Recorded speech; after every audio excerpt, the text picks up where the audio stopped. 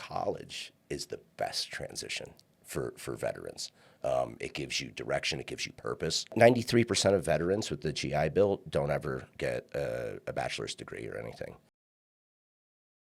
My military career ends. I'm done. I've done 6 years in the Army. I got out as a staff sergeant. I thought I had a great career. What am I going to do next, right? And I said, I love this, In other news, because of GMOs, monocropping, and soil depletion, Americans are not getting enough nutrients. That's why in 2018, I founded B Micro, the first freeze-dried microgreens company in the US to help Americans get more natural nutrition in their diets. Microgreens are a phase in the plant's life when they're just 14 days old and naturally the most concentrated in vitamins, minerals, and unique antioxidants. Our microgreens are all grown here in the US and certified USDA organic and regenerative organic. We grow, wash, and freeze-dry them to extend their shelf life from 1 week fresh to over 1 year, allowing us to ship anywhere in the US without the worry of spoilage. We have 2 flavors: broccoli, backed by over 2,000 studies on sulforaphane for its powerful detox benefits, and a blend of broccoli, radish, and red cabbage, our most powerful detox formula that we've tested, giving you the most bang for your buck. Easily sneak these into any meal: eggs, pizza, pasta, or even your kids' mac and cheese. We have whole leaf, powder, and capsule options, so you can choose the way that works best for you. Use code PLANT15 to save at bmicro.farm. I love this danger, this importance, right? When you're doing missions, they matter, right? It's real. The stuff you're doing has people's lives at stake. It affects thousands, potentially millions of people's lives. A mistake could cost lives. A successful mission could save lives.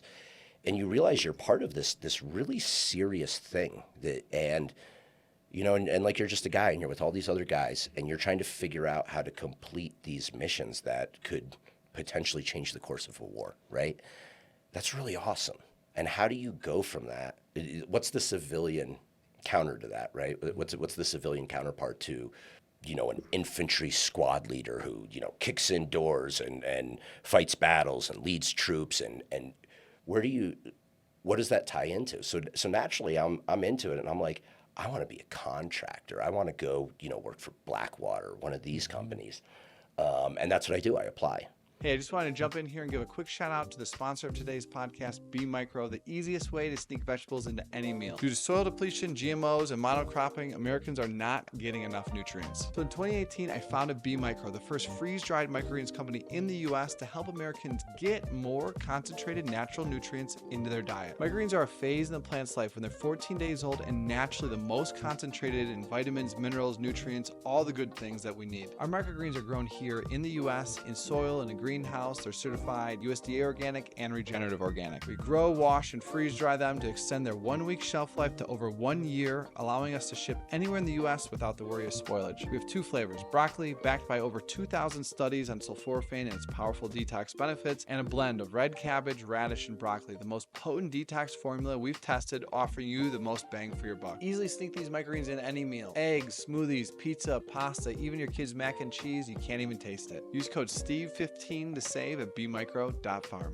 In the process of that, I also applied to college, right? And I ended up picking the college route. I didn't go into contracting. I said, I don't know, I want to go do this college life. I'm watching college football. I'm watching all these people having fun and instantly like that, just a few YouTube videos, some Google searches, and I'm like, University of Colorado. That's where I want to be, right? I'm a skier at heart, right? That's what I've done my whole life. I love the mountains. I've always wanted to live in Colorado, and I've got this thing called the GI Bill, so I can go to school for free. Oh, sorry. They'll pay me to go to school for free, right? Good. What an awesome thing that our government's done for veterans. Yes. You serve, and they give you free college, and they pay you while you're tax-free while you're going to college, so you don't have to worry about living expenses. I love it. Yeah, I want to do that for the rest of my life. 93% of veterans with the GI Bill don't ever get a bachelor's degree or anything. They don't use it. Why do you think that is? They're not interested. I think that's a lot of the transition.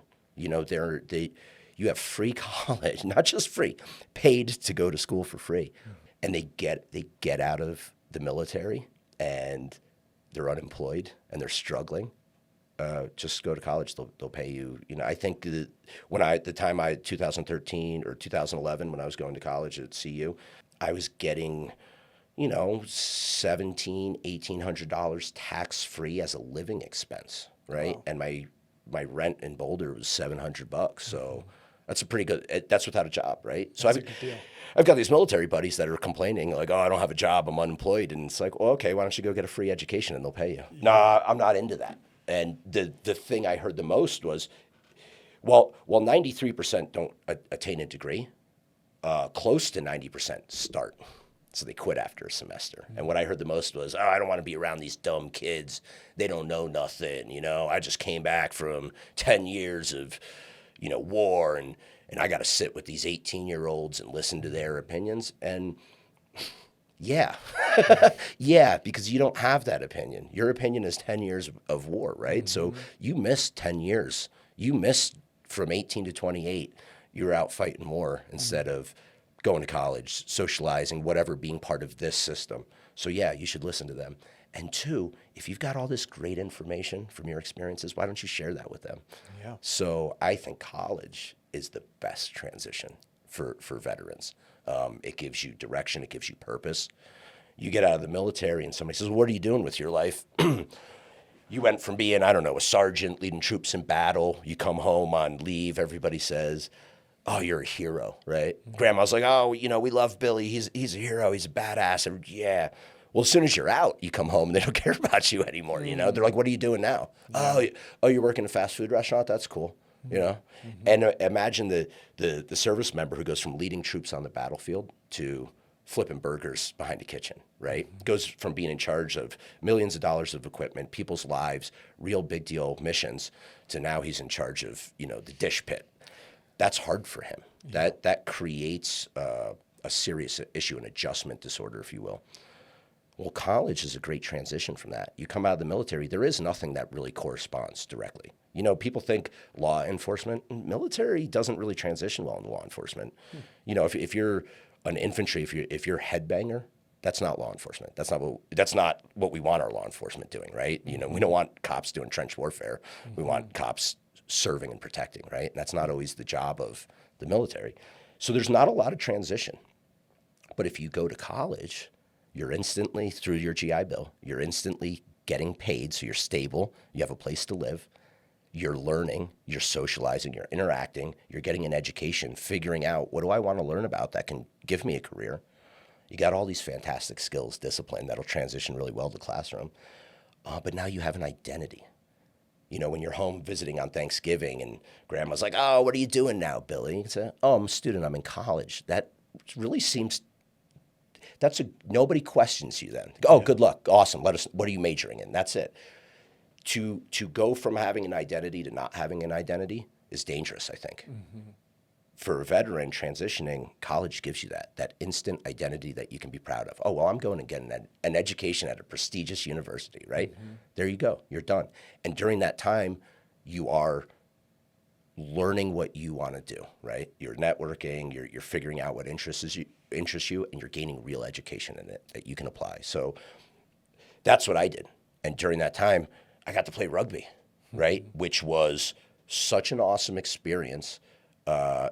There was nothing that, to me, mimicked infantry tactics more than the sport of rugby, right? In the infantry, we're all about our alpha team is suppressing the enemy, while our bravo team is flanking, right? And then crosses over the objective. That's the movement in rugby. That's forwards, running crash balls, hammering, backs lining up on the flank, getting the ball out and moving. Wow. In rugby, you have a set of forwards. That's your suppression squad, right? It's usually about 8 guys. That's the squad. 8 to 9 is the squad in the military.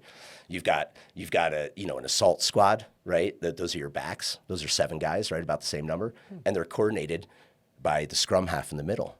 That's like a squad leader or a platoon sergeant coordinating 2 squads. And in between those squads, they have pods. They have 4-man pods. Well, that's your fire team inside a squad. I was like, this is infantry tactics. And it was. I think that had a lot to do with the design of rugby, because if you want to fight for ground, move your objective from one inch of the battlefield to the other, you need a plan. You need to hammer, flank, hammer, flank, whatever. So infantry tactics, that creates a good playbook for rugby. So that was a great transition for me. And at the same time, I'm getting to build friendships with people the same way I got friendships in the military.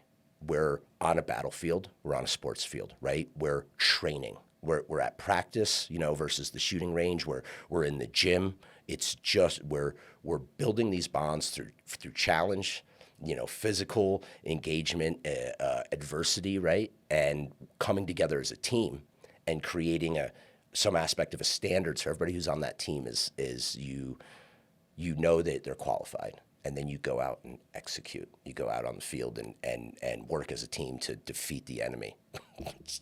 It's the ultimate, sports are the ultimate transition, in my opinion, for veterans to the civilian world.